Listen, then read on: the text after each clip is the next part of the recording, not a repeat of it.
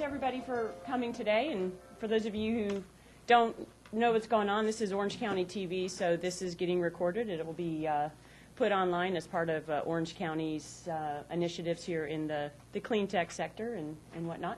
My name is Kirstie Chadwick. I am the Director of Venture Development for an entity called the Venture Lab out at UCF.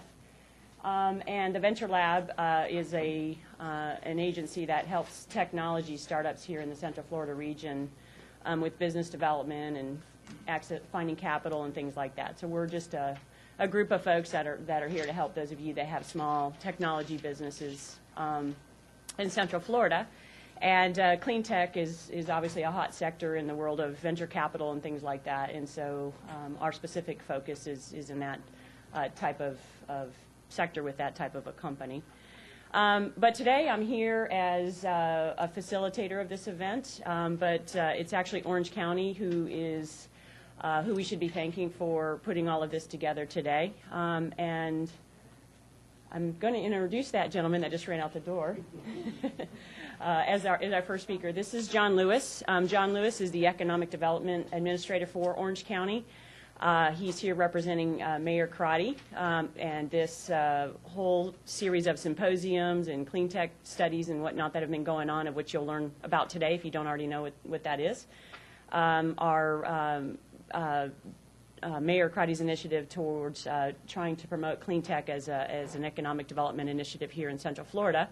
And John is the gentleman that behind the scenes is doing a lot of the operational economic development activities on behalf of Mayor Crotty. So with that, I'd like to introduce John Lewis to kick us off here this morning. Thank you, Kirstie.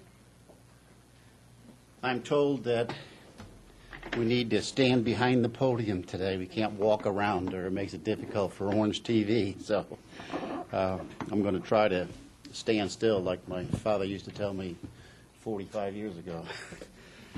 Mayor Crotty would have been here this morning. He has had a previous commitment and can't be here. He's been here with us before, and so I think you all know that Mayor Crotty supports these initiatives, and he certainly will follow up and look at the videos and the transcripts, and we'll talk about what happened today after today. You know, all of this started back on October the 23rd, 2008, when Mayor Crotty announced his two-pronged clean tech initiative. The first one was to come up with a study on clean tech, what our assets are, what our possibilities are for growing clean tech, our potential, just the presence of clean tech in the community at the present time. We didn't have anything like this at the time. Although clean tech was the buzzword in economic development from San Diego to San Jose to Austin to Boston and Dallas. So we felt we really needed to get up to speed on this and get our fair share of clean tech growth. As you can see, the study has been done. It's been released. We had 3 clean tech symposiums last year that all provided input into this study. Many of you participated in that. And already 2,000 copies of the study have been distributed. The purpose today is to start the process of furthering the discussions on all of the specific recommendations in the Clean Tech study, starting with the Renewable Energy Portfolio Standard, the goal that we would like to see implemented in Florida. We've already taken steps, though, to make sure that implementation moves along. A week after this study was released, the Orange County Board of County Commissioners unanimously incorporated all 17 recommendations into their legislative priorities.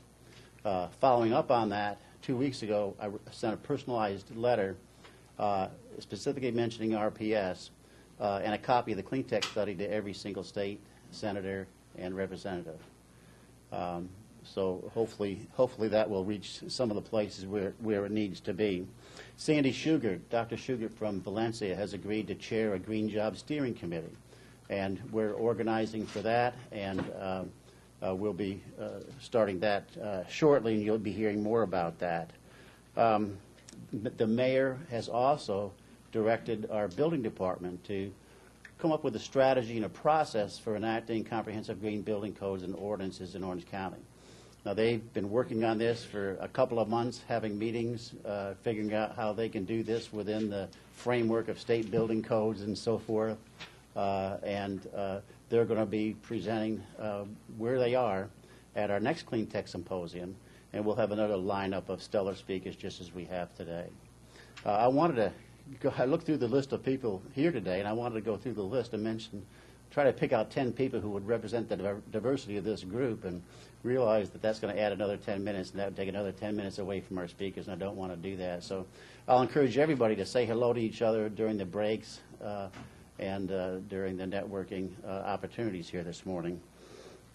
First, I want to say thank you, especially to our sponsors and our partners, because without them, we wouldn't be having any of these symposiums. We wouldn't have been able to complete the Cleantech study.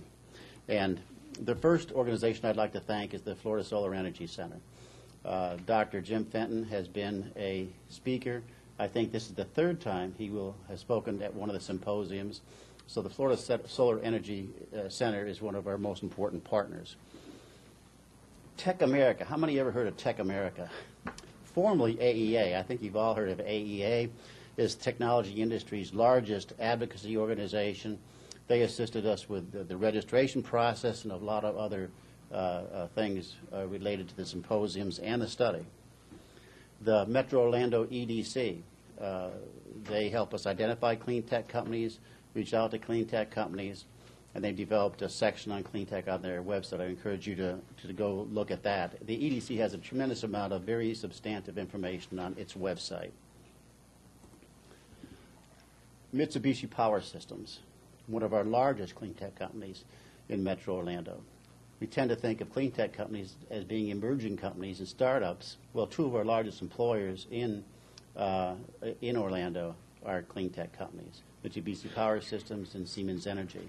And Mitsubishi has been very helpful in supporting the expenses that are associated with these symposiums, as well as Aquafiber, Clean Tech Solutions from Biology, and Tom Bland. They've been very supportive in terms of helping us be able to provide the financial wherewithal to conduct these symposiums.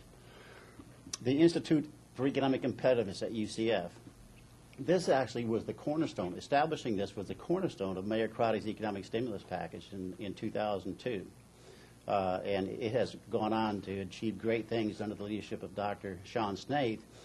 And they're the ones that completed the clean tech study.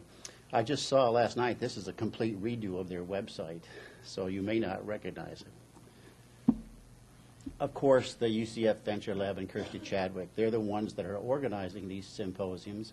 And I think a lot of thanks to do to Kirstie and Krista Santos and Sean Christensen and everyone that's involved with the Venture Lab. I think they're working with 6 clean tech companies right now. There's a tremendous amount of resource on this website, so I'd encourage you to go in and visit that when you can. And in a larger context, all of UCF really is our partner. It's not just the Venture Lab and the Institute for Economic Competitiveness. It's the Technology Incubator, the expanded programs at the UCF Small Business Development Center, and a host of programs. And you can go into ucfopportunity.com, and you'll see a whole list of all the programs of UCF that are related to economic development. And as you can tell by the particular screen capture that I took off the UCF website, Orange County and UCF are great partners in economic development.